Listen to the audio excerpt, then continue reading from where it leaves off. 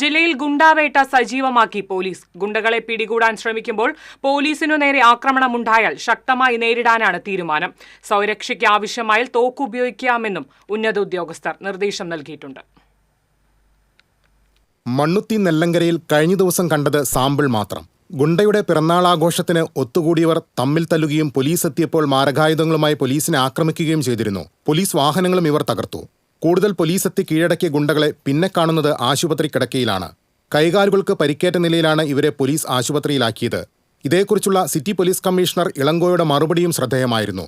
ഗുണ്ടകൾ ഗുണ്ടകളെ പോലെ പ്രവർത്തിച്ചപ്പോൾ പോലീസ് പോലീസിനെ പോലെ പ്രവർത്തിച്ചു എന്നായിരുന്നു അദ്ദേഹത്തിന്റെ പ്രതികരണം. ഈ വാക്കുകൾക്ക് വൻ പ്രചാരമാണ് ലഭിച്ചത്. ഇതിനുശേഷമാണ് പോലീസ് ഉന്നതങ്ങളിൽ നിന്ന് നിർദ്ദേശം വന്നത്. ഗുണ്ടകൾ ആയുധങ്ങളുമായി അക്രമാസക്തരായാൽ അവരെ കീഴ്പ്പെടുത്താനും സ്വയരക്ഷയ്ക്കും തോക്ക് ഉപയോഗിക്കാൻ മടിക്കേണ്ട എന്നാണ് നിർദ്ദേശം. നിയമപ്രകാരം തന്നെ ഇത്തരം സന്ദർഭങ്ങളിൽ തോക്ക് ഉപയോഗിക്കാമെങ്കിലും കേരളത്തിൽ ഈ രീതിയിൽ പോലീസ് ഇടപെടുന്ന പതിവ് കണ്ടിട്ടില്ല. എന്നാൽ ഗുണ്ടകൾ സംഘടിതരായി മാരകായുധങ്ങൾ സഹിതം ക്രമസമാധാന പാലനത്തിന് ഗുരുതര ഭീഷണി ഉയർത്തിയാൽ മറ്റു വഴിയില്ലെങ്കിൽ പോലീസ് ഇനി തോക്കെടുക്കും. ഗുണ്ടകളെ നേരിടുന്നതിന് തൃശൂരിൽ റേഞ്ച് DIGയുടെ നേതൃത്വത്തിൽ രാത്രി പട്രോളിംഗ് ശക്തമാക്കിയിട്ടുണ്ട്. ജില്ലാതലത്തിൽ ഒരു DYSPയുടെ നേതൃത്വത്തിലുള്ള ടീമും സബ് ഡിവിഷൻ തലത്തിൽ ഇൻസ്പെക്ടറുടെ നേതൃത്വത്തിലുള്ള മറ്റൊരു ടീമുമാണ് രംഗത്തുള്ളത്. ഇതിന്റെ ഫലമായാണ് നെല്ലങ്കരയിൽ പോലീസിനെ ആക്രമിച്ച സ്ഥലത്ത് 15 മിനിറ്റിനുള്ളിൽ മറ്റ് പോലീസ് സംഘത്തിന് എത്താനായത്.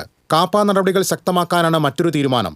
കഴിഞ്ഞ 7 മാസത്തിനിടെ 150 ഗുണ്ടകളെയാണ് തൃശൂർ റേഞ്ച് DIG നാടുകടത്തിയത്. SP-യുടെ റിപ്പോർട്ട് അനുസരിച്ച് കളക്ടർ 110 പേർക്കെതിരെ നടപടിയെടുത്തു. ഇതുകൂടാതെ വാറന്റുള്ളവരുടെയും ഗുണ്ടാപ്പട്ടികയിലുള്ളവരുടെയും വീടുകളിൽ 15 ദിവസം കൂടുമ്പോൾ പരിശോധന നടത്താനും തീരുമാനിച്ചിട്ടുണ്ട്. TCV news, Thrissur.